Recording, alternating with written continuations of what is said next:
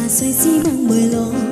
mùa mùi nhiệt theo âm bu khá tan xa xôi nhiệt con cho nhị con hò thì sắm ra con thiên gì hò chỉ cả oi to lao thì phong oi lao to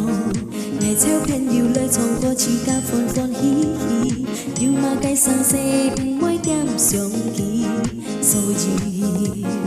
lẽ phán nó thì bồi man man tan xa con ngày từ xa kêu thay con chú đi cùng theo lo sáng kêu dòng chung yang ba cùng theo nhằm kinh thông dít theo ly hang dít theo trắng xiêu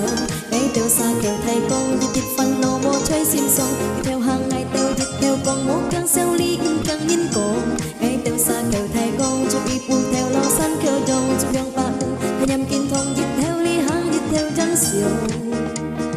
thì phong truy trước ngang chiều hè san kêu dòng dít mạ cây tu si trên phù an thó to san kêu dòng chiều hè ngã tu theo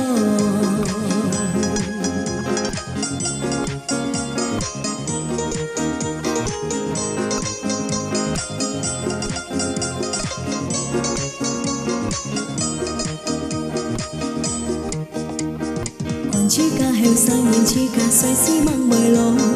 mùa mùi nhiệt theo âm bu khá tan xa tròn thịt con cho nhị con hò thì sắm ra con thiên gì hò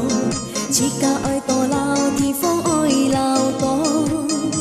ngày theo xa kêu thay con cho đi pu theo lao san kêu dòng chung nhau ba cùng thay nhằm kinh thông dít theo ly hang dít theo trắng xiêu ngày theo xa kêu thay con dít thịt phần nô mô chơi sim song theo hàng ngày theo dít theo con mốt càng xeo ly càng nhìn ngày theo xa kêu thay con cho đi pu theo lo san kêu dòng chung nhau ba cùng thay nhằm kinh thông dít theo ly hang dít theo trắng xiêu